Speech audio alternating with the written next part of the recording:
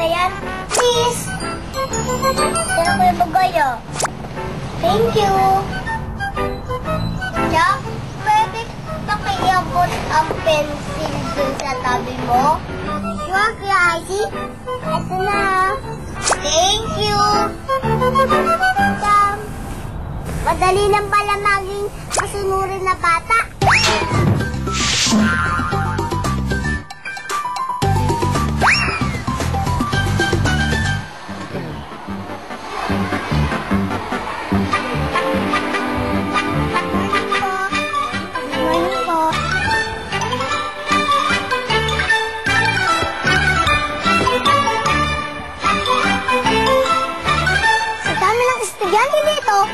Isang grade 4 student na namumukod tangi sa kanilang lahat.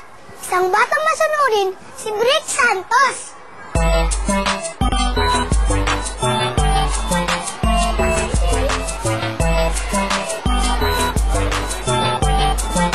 Excuse me, kilala niyo si Brick Santos? Saan ko siya makikita?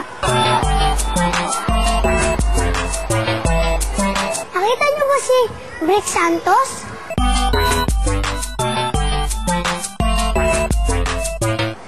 Makikita. Hello!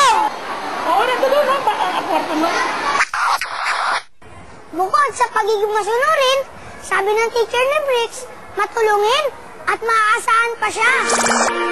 Lahat ng pwede mong pagawa sa kanya, kahit hindi mo siya utusan, ginagawa niya. Kapag pumapasok siya ng room, kukunin niya yung pambura, ilinisin niya yung blackboard, kahit ang kalat, pupulutin niya.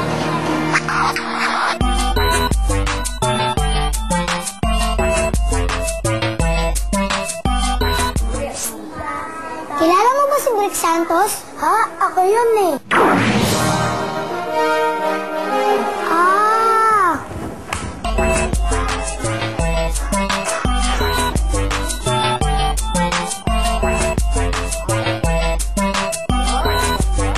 Goodbye, teacher!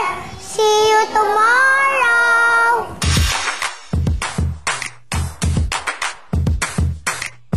Sabi ng teacher mo, masunurin ka daw. Bakit napili mo maging masunurin? Para hindi mapagalitan ako. Tsaka para mapadali yung gawain sa bahay tsaka sa eskwelahan. Paano mo pinapakita na obedient o masunurin ka? Sumusunod ako sa utos ng guro ko. Tumutulong ako sa guro ko na magligpit ng libro.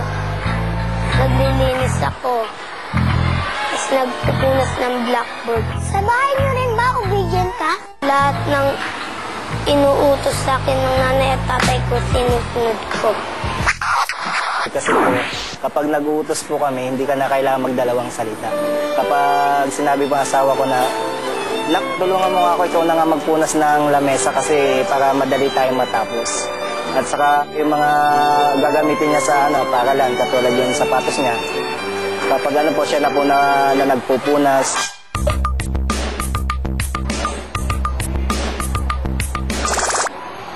O Bugoy, tutulungan ko mga teacher ko ha.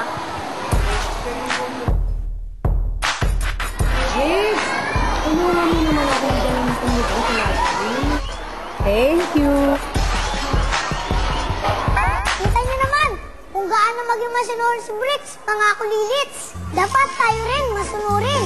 Dahil ang mga batang masunurin at matulungin ay may mabuting puso.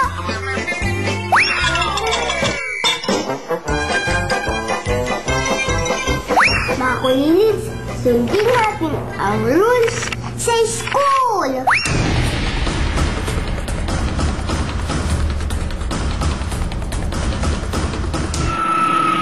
Number 1, suotin ng tama ang school uniform.